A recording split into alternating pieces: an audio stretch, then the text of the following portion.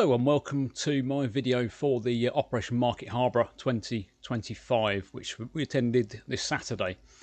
So this year they seem to have most of the army units in a central area. So as you go in, you actually pass them all, which for me is fantastic. So I didn't get as many video clips as previously, but hopefully you enjoy what I've got. So here we go.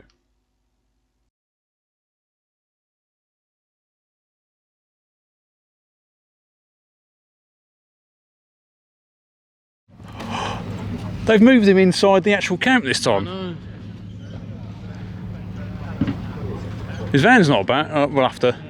He hasn't got any better though, has he? No. Turned everybody away.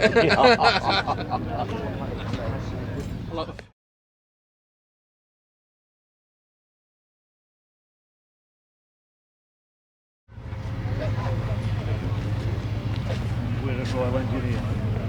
Yeah.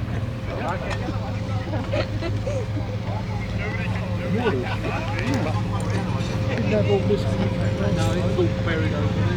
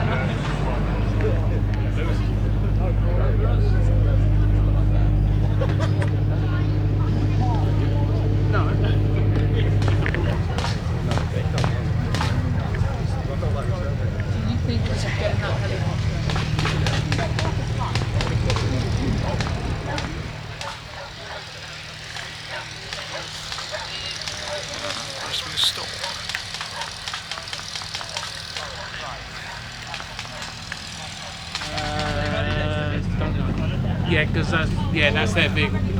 Yeah, because he did that. He did that video with Mr. Hughes, didn't he?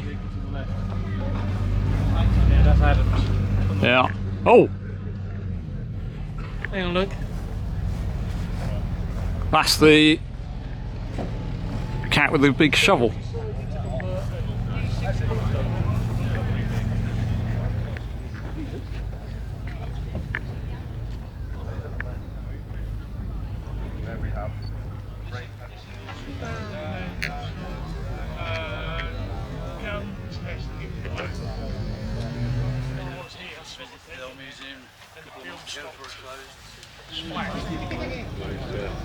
A long way for me to go on the off chance to get the drive.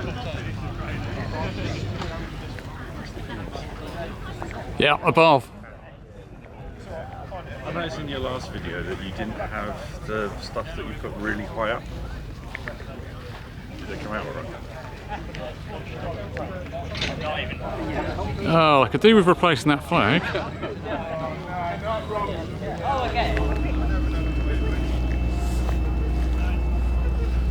We can get a bit closer to the Antar this time. That's the one that we had on for the last show. Time of the tank.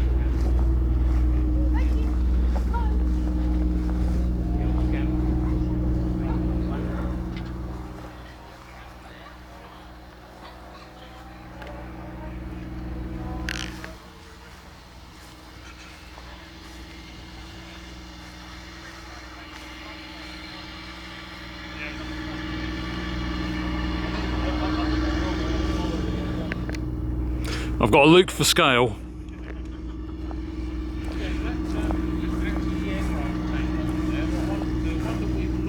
German, and apparently they took it to the English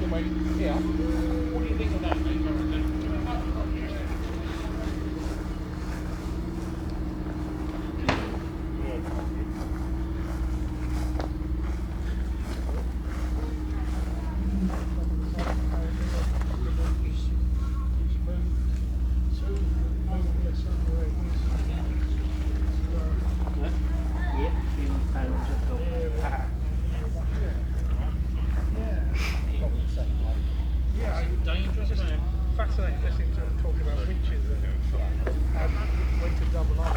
Jump back on the bike.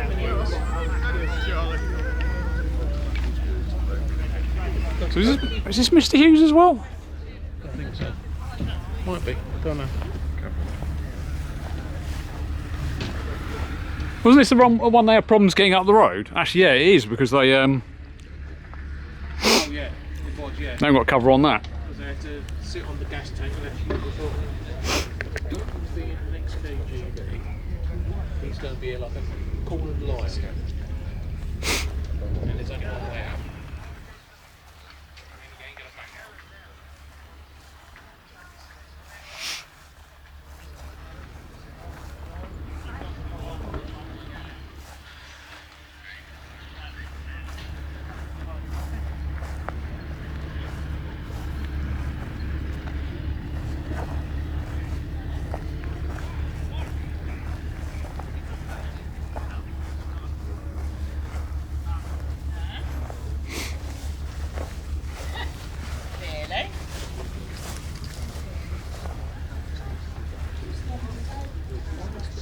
You want a photo with it? Go on then, guys, stand next to it and I'll take a photo. Was it? Yeah.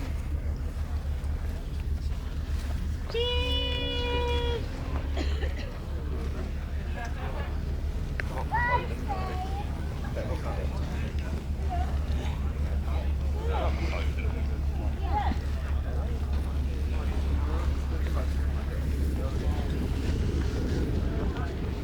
Oh, I was going to say, where are the Chieftains? Ah, they've got the bridge layer.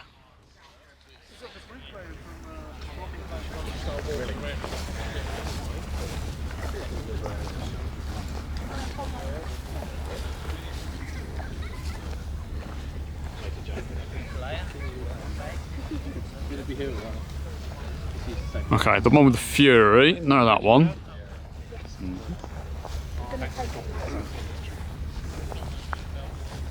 Have you seen this one up close for the bridge there? Nope.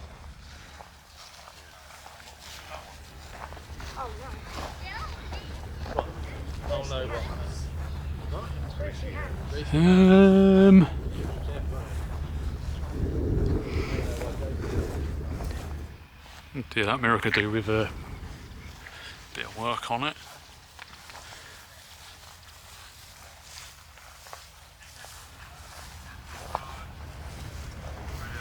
I wonder if they're actually going to deploy that. Well, I'm assuming so, because they've brought it all the way here.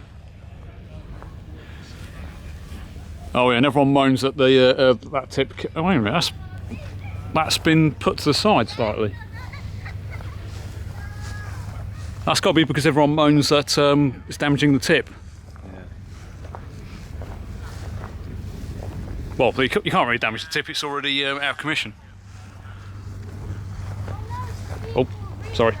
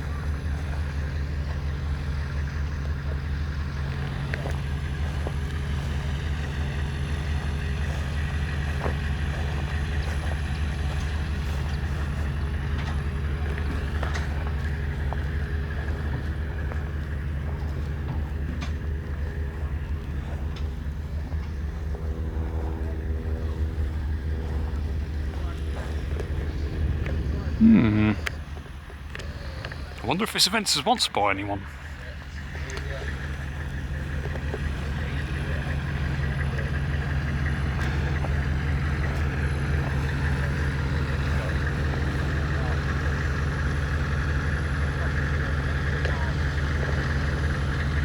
Always a Coca-Cola box somewhere.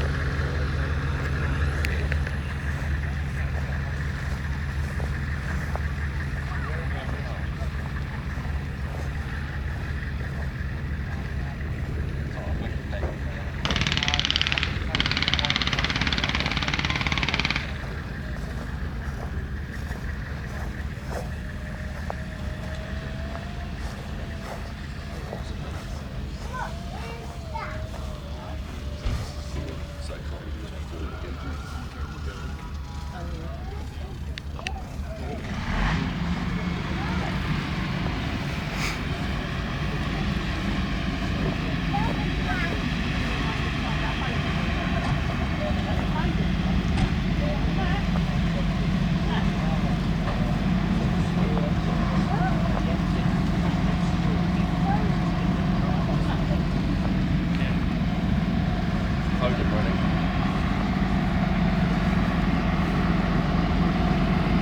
We're going down your shoulders so you can see one. Yeah. Don't make one.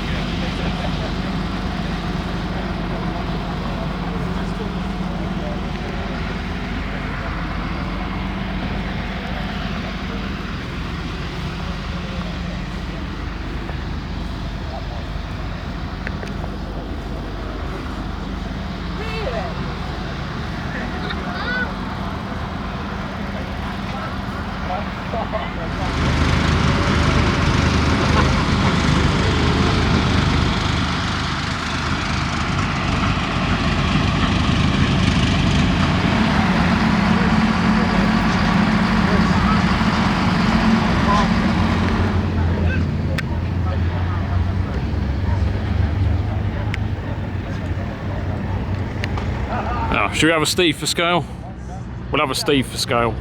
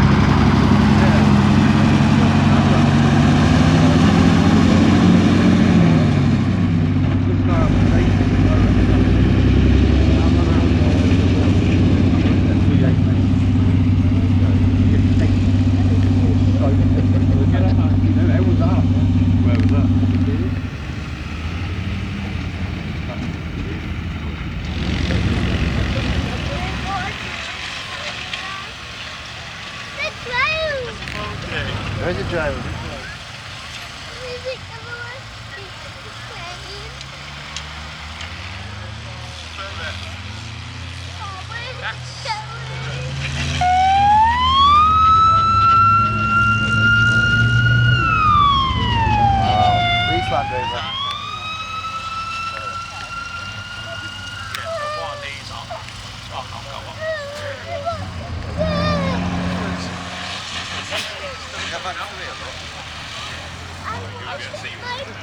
You can't get it right. These fences are made for safety. Just keep you away from it. The winner and putting it into production, and they use their straight six sports car engine in the back, and it made a very fast little vehicle, about 50 miles an hour on the open road. Very, very successful in World War II. Could go just as fast backwards as it could forward. And we followed on after the Second World War with the Ferret, and one's going over the mound at the moment. Mark 1s with open tops, good visibility all around, Rolls-Royce B60 engine used for peace enforcement, patrolling, all sorts of things over its fairly lengthy lifespan.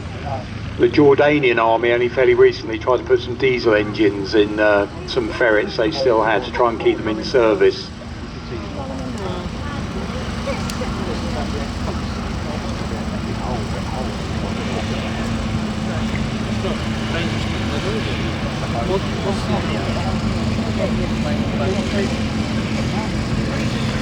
Foden recovery there, looks like a Tonka toy, doesn't it, with a scimitar on the back.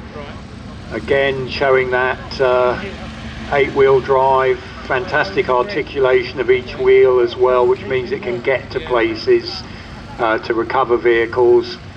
and that drop system on the back, so the whole of the back could be left down and dropped quite quickly. A pallet load, another trailer load of material could be picked up and again taken straight on the back very, very quickly. The drop system, as it was called.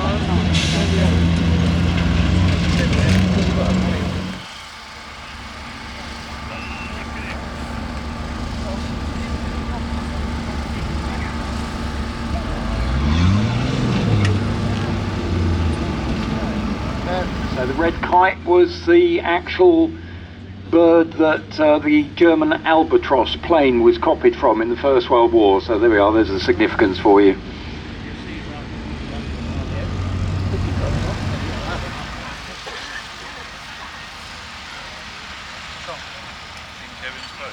It's the idea of the big wide wheels apart, the width they are apart there is so it would follow in tank tracks and other vehicle tracks being that wide.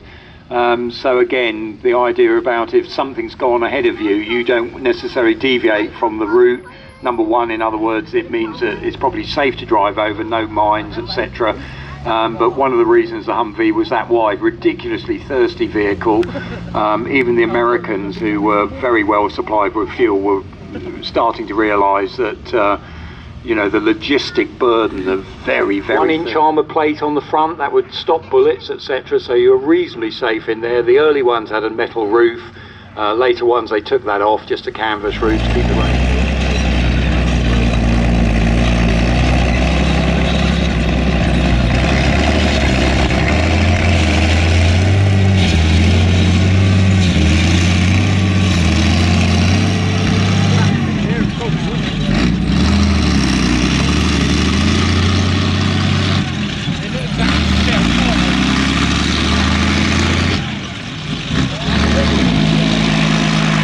So, ladies and gentlemen, there she is. This is a Centaur tank, British tank from the Second World War. It's what Britain called a cruiser tank. We had three main types: light tanks for reconnaissance. We didn't get on too well with light tanks, but they helped factories.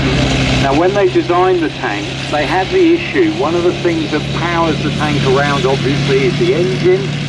What powerful engine could we use? Now, there was in time, and what can we use in combat? This tank, it's got that boxy shape to it. The turret was designed, this was for simplicity's sake.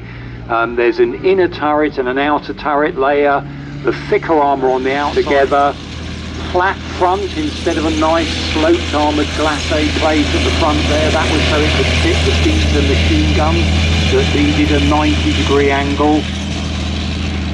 To the size of the hole at the end of the barrel. So we ended up with a gun that replaced the 6-pounder, very good anti-tank gun, the 6-pounder. We replaced it with a 4-ounce. Plenty of room if you're walking around any sort of armoured vehicle or tracked vehicle that way.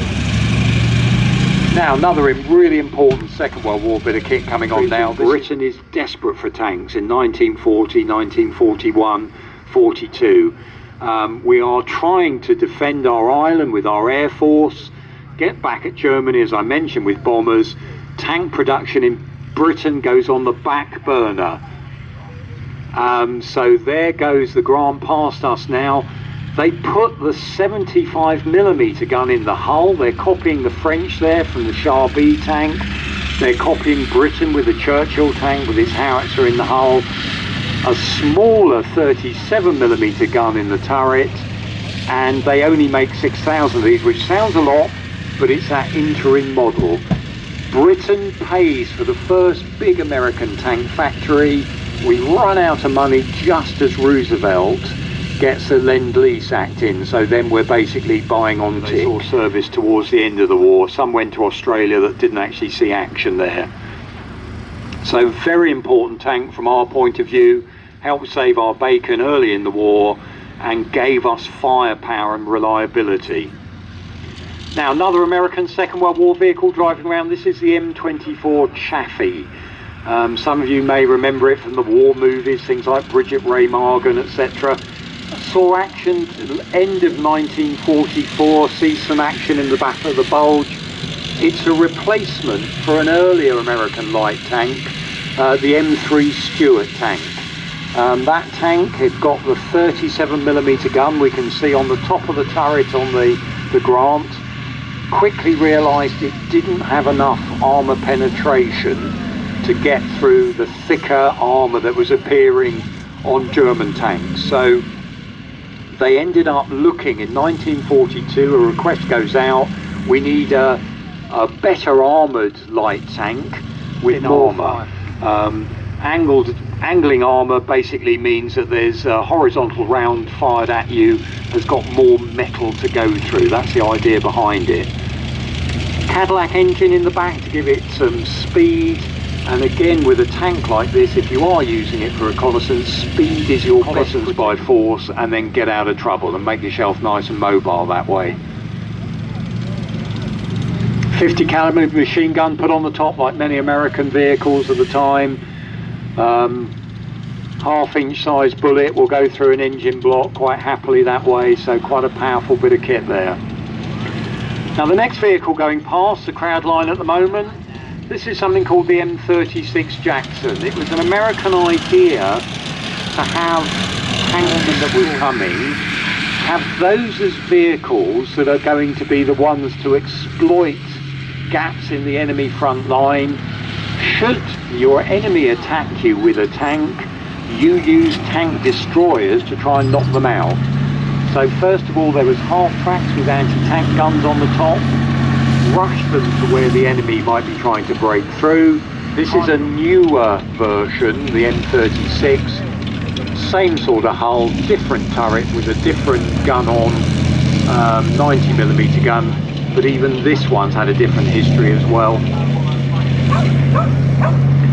Different for this model, the T34 85, 85mm gun on it rather than the earlier T34 76mm gun at the beginning of the war.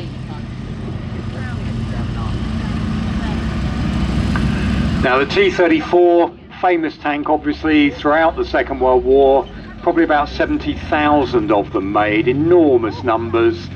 Continued being made as this version, the one you're looking at now, after World War II in a number of satellite Warsaw Pact countries. Poland, Czechoslovakia still made them after the war. Designed originally in 1938-39 by someone called Nikolai Koshkin. He was able to get the ear of Stalin. He demonstrated his new design at something called the KV-1. Got a 76mm gun on it, very big gun for the time. Koshtin says, hang on, we should have a factories behind the Ural Mountains. And one of the things that they learned very quickly is we do a lot of things in building a tank that aren't really necessary. So they get rid of lots of things. There was a time T-34 tanks were leaving the factory without even a seat for the driver. If you want a seat, you fold up your greatcoat and you sit on that.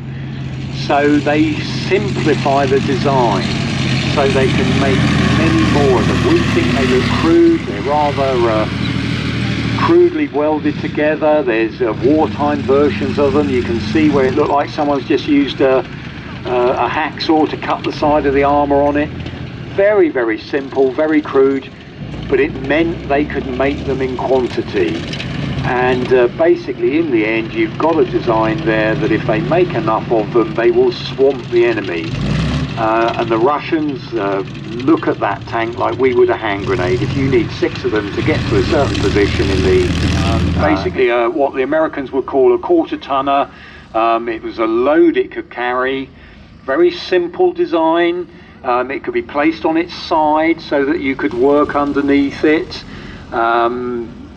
Again roles, and again back to going over the mound in front of us. We've got a Diamond T there, ballast box on the back, would tow sometimes a trailer behind it, or again sometimes used as a gun tractor as well in the Second World War.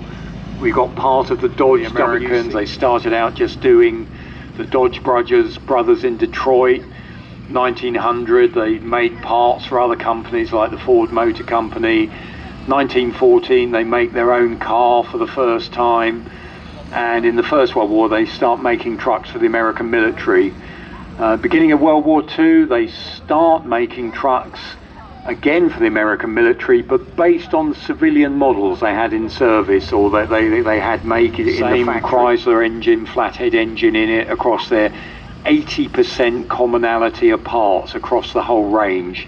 And these are things that we don't tend to think about nowadays, but if you're shipping spare parts all around the world, and manufacturing, etc., because America was building these, the fighting wasn't in America, it was in the Pacific or Europe.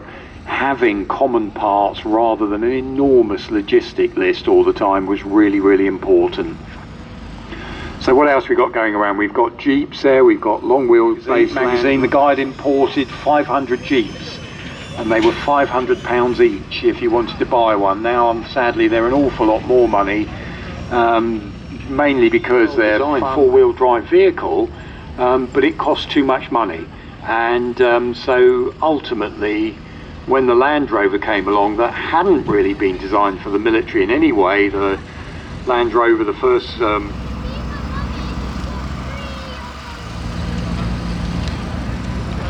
one of the redesigns of the WC series, they're much shorter, squarer. As I mentioned earlier, wheels can't quite, even though the technology advanced, can't quite get to the same places that a track vehicle. The first one goes into service, we used about 146 of them, and about another 70 were made in a slightly different configuration for the Indian Army. The artillery that's doing the damage all the time, you need to keep the artillery up with you, so it can actually support your advance, enemy counter-attack. So the idea of putting them on tracks, also the idea nowadays shoot and scoot, because modern radars can pick up artillery shells as they fly through the air. They get 2 points. Trigonometry, the computer can work out where the shells come from, so very quickly counter battery fire can come down on you.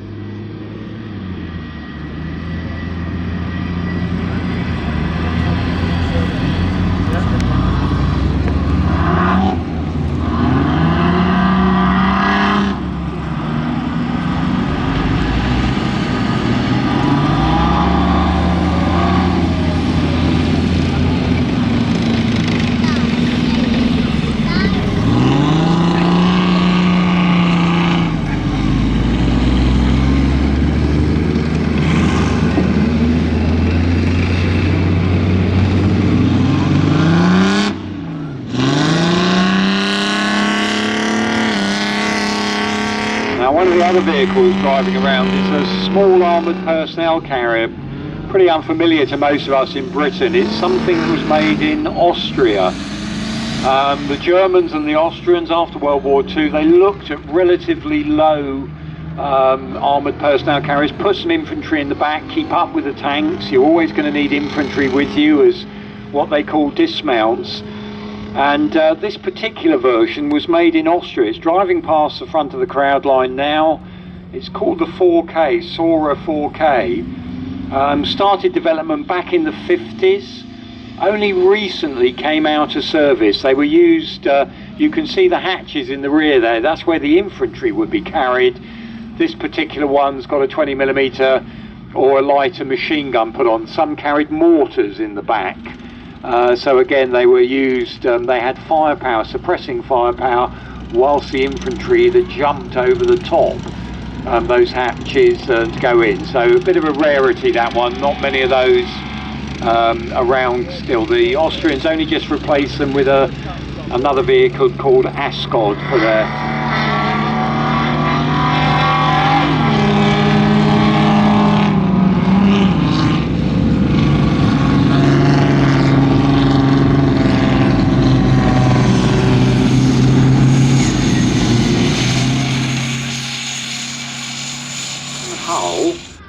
and a project that was put together by Vickers back in the 1980s. A radar that will search out to about 11 miles out, pick up targets as they're coming, normally jets, so it can track those as they come forward with its Marconi 400 series radar, and it basically will track the vehicles out to about 6 miles sort of, and then they can start using their laser rangefinder on it. which from about 8 miles out they'll pick that up. And again, what you've got there is a gun system that'll fire 18 rounds a second. So when these go off, you get that tremendous buzz sound of firing those Oerlikon cannons, 35mm Swiss Oerlikon cannons there, the same as we're going to see in a moment as well, a little bit later on the Gepard. And it would track the incoming with its laser rangefinder, so it's got a pretty good idea at the distance the jet's going to be, to put up an enormous amount of firepower very quickly in the jet's path as it comes forward. Now this is another one of those systems that's been looked at again more recently, because we're trying to find out ways now to take down drones, not just in numbers, but also drones that are doing very different things nowadays to just like the drone that's flying around out there at the moment with the camera on.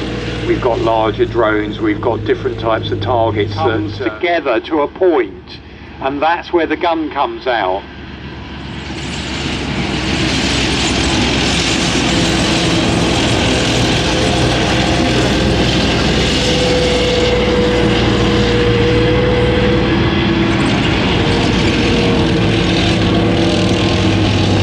Also got the driver in a laid back position. They tested this on a vehicle they called an interim vehicle, the 40-ton Cent. If we can get the driver lower down a plate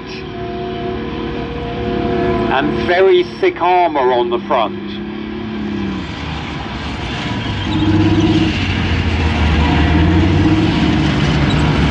the equivalent 15 inches of steel you've got there for the enemy tank round to try and get through on that front plate in front of the driver. Millimeter rifle gun on, that when it's firing, because it's designed to fire basically at Soviet era tanks, it would fire a metal dart.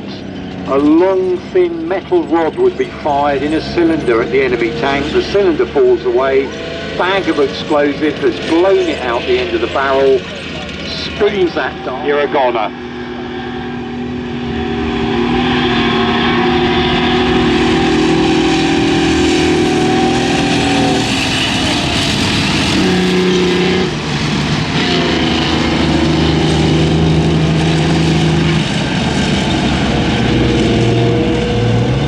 So accompanying these Chieftains round, we've got a pitch, but if you've got a tank in action, you need a recovery tank that can actually cope with recovering that weight of tank. So the Centurion ARV, the early ones were made, the Mark 1s were made out of early gun tanks.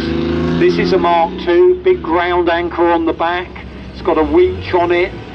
Sometimes it would have a little penthouse canvas bit on the back so the Remy crew could work. Centurion ARV, literally new to the Hughes collection, they've only just got it going. They were working on it last night, trying to get various bits to do the fuel supply working there. Got what they call hush puppy track on. You'll see this is rubber block track. It was put on some of the later Centurions. Basically all NATO tanks, there was a point came into service where they had to have rubber track on so we didn't rip up the road. Aggressive track is basically doesn't have any rubber track on it at all.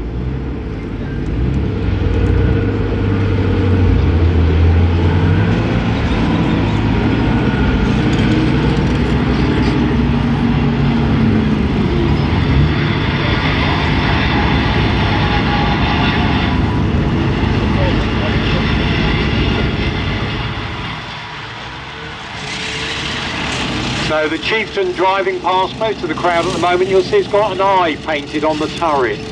That means it was a Royal Tank Regiment vehicle. Back in the First World War, when they were raising funds to buy tanks, a First World War Mark IV tank cost about 6,000 guineas, private owner can, and there's very good reasons for that. Obviously from the museum point of view, they've got to think long term, conservation of the item, etc. The great joy of private ownership is you can do what you like with that vehicle, so the idea of getting it through the gears, etc., throwing it around in bits and pieces. I don't know if they want to go straight off with that. Let me find out for you and we'll see what's going on.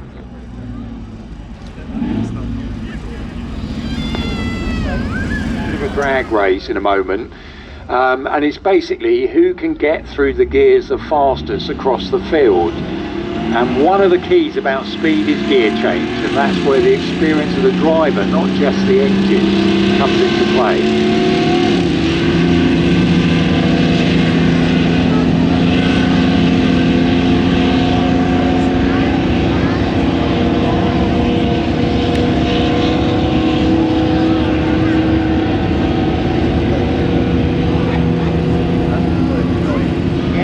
Those gears makes a real difference. Most of the time we can never get up into top gear, the amount of room available.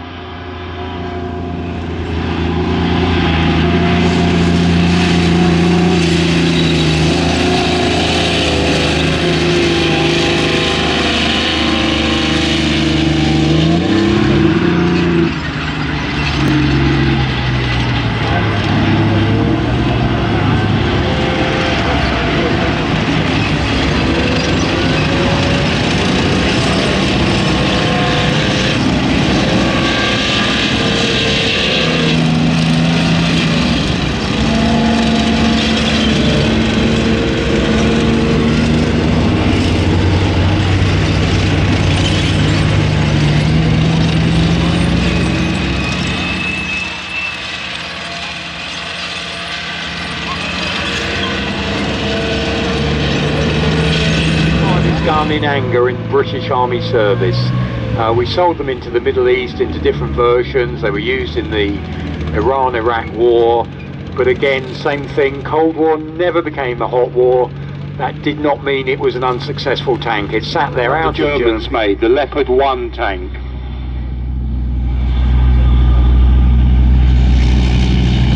Now you can even see as it drives past, this has got a very different theory behind it than what the Germans did in World War II. Think of all those big, heavy, thumping, great big MTU diesel engine, and didn't worry too much about armour protection. And it was a great success as a tank. Most countries that had Centurions, when they bought a new tank, they moved on to Leopard.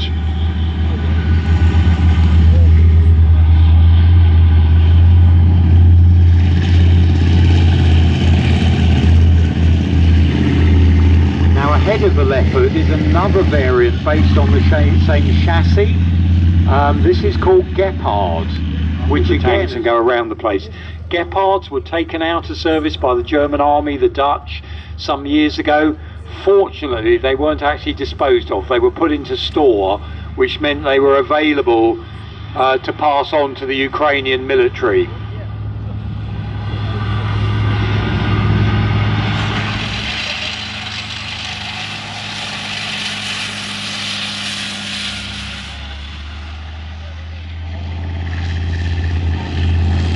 Now the third bit of armour that's moving around at the moment is again relatively recent, M60 tank. And after World War II, the Americans for a short period basically gave up on the tank.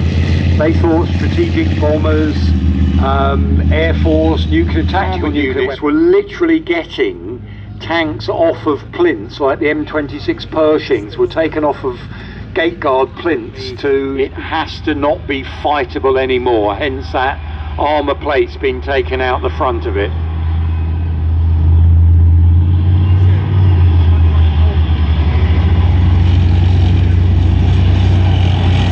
Now the M60 had a Continental diesel engine in, and this one, very reliable, started up again when they got it going.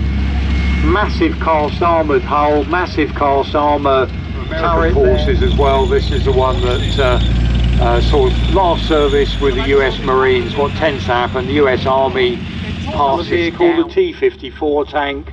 The darker green vehicle is the T-72. And again, for the Soviets, T-54, that frying pan shaped turret, it's often called. Diesel engine in the back, 520 horsepower, V54 diesel.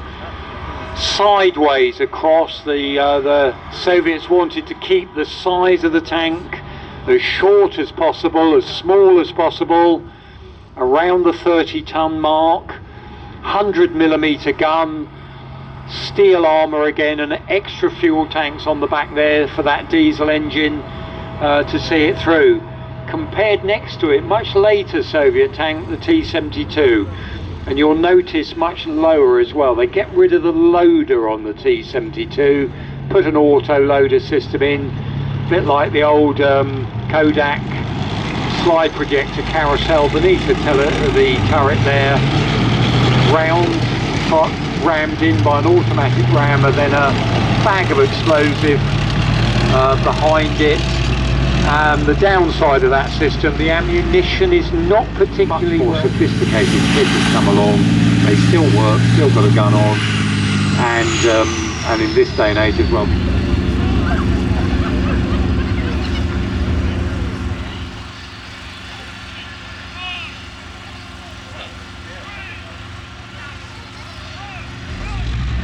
Oh, he jumped there.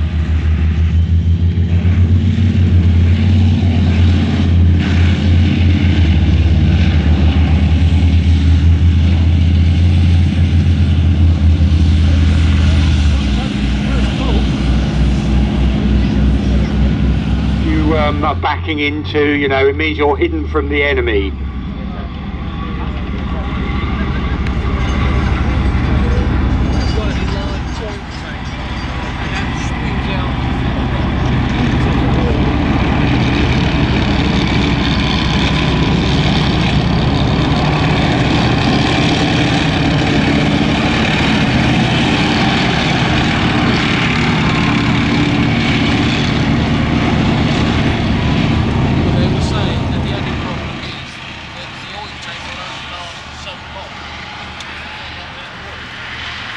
Belgium bought this as well. There's quite a number of them actually made, and that idea of being able to track targets from quite some distance away, but being able to also fire on an arc that means that you're actually going to hit a target that's coming towards you, especially with so that dolly engine could supply the power to keep that turret turning and keeping it tracking on a vehicle.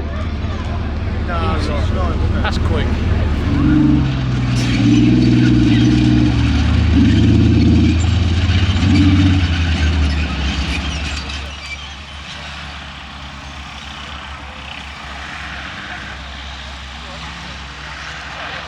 Oh my god, how many Fodens have they got? Well, Merc and Fodens.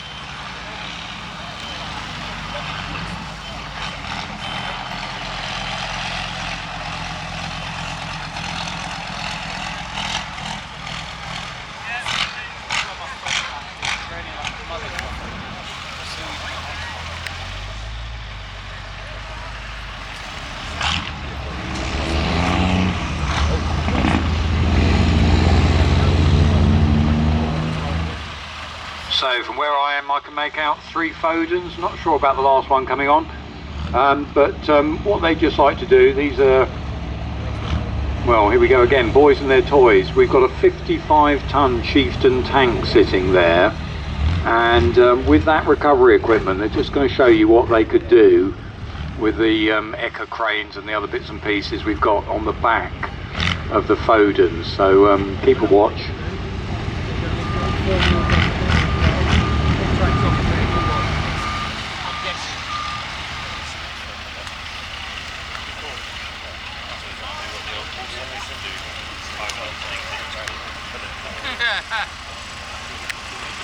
I've never seen him do this before. And Jack's walking off.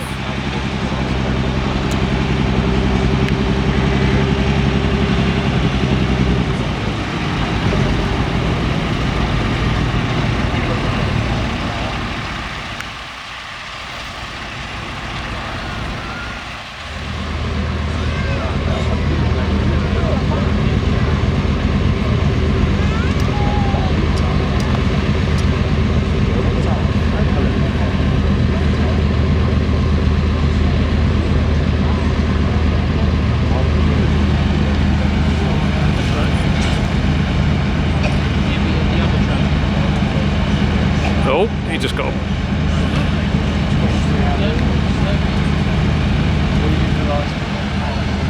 Safety. Here we go. A long way there on those cables.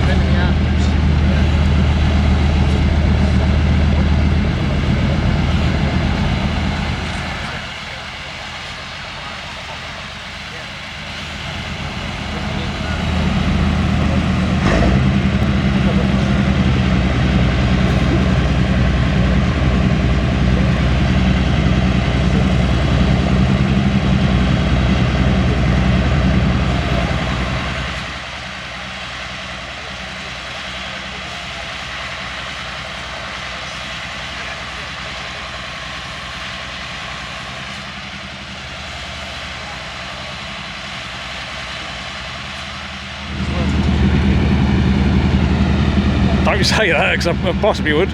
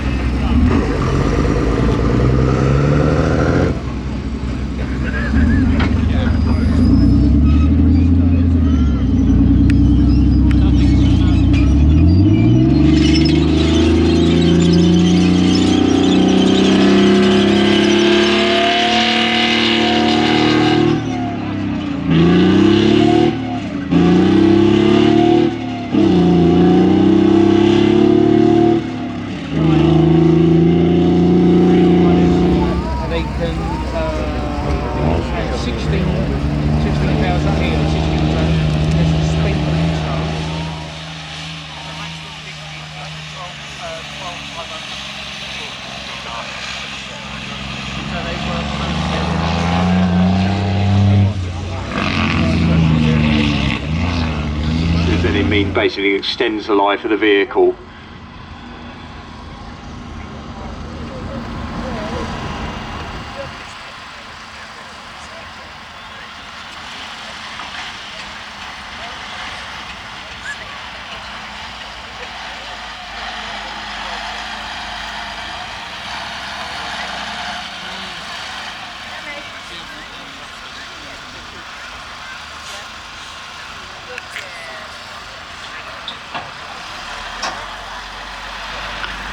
So there you can see him deploying his drops there, and the simple way it works, just up in the air and then slid back down onto the ground, and he'll move forward.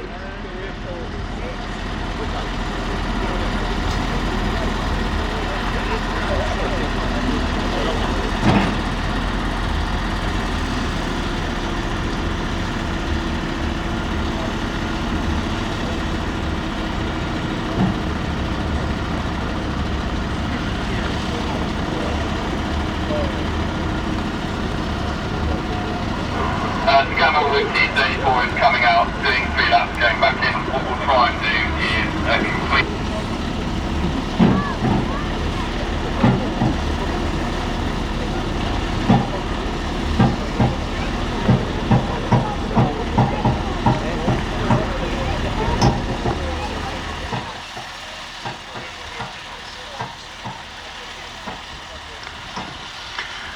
So as the drops vehicle takes down its scimitar there, you can see how simple an operation that is. In the background you'll see we've got a Scammel coming on with a bit of a load it probably wouldn't have ever taken in its service career.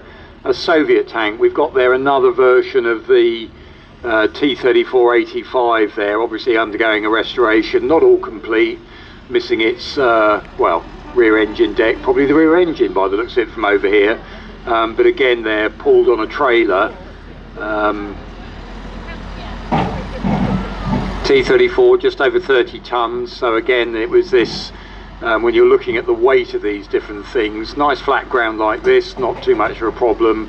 That's still a fair old load if you're starting to go uphill, which again, where this low gearing on vehicles like the Scammels, it will just keep going even if it's not going particularly fast.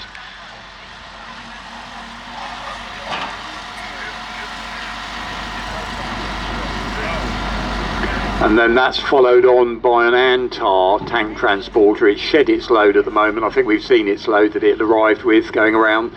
Antar in service in the 50s in Britain, and we went on to the Scammel Commander, I think it was, after that. At the moment the British Army's got something called the Oshkosh. It's basically American designed. So these vehicles are going to do a couple of laps for you, so you've got a bit of a view and a nice with the sun out photo opportunity for the Antar. The drops vehicle, the Foden drops, are Scammel and the T-34 on the back. And they'll be doing a couple of laps. Then we're going to have a short break afterwards before we do our next display, which will be on the hour. So you'll have a little bit of a chance to pop off and grab a drink or an ice cream.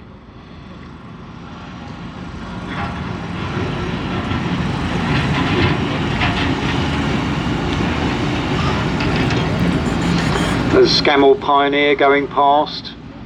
Many of these vehicles, of course, when they came out of army service during the Second World War, they had another lease of life, whether it was in the logging industry, transportation, prime movers into civilian.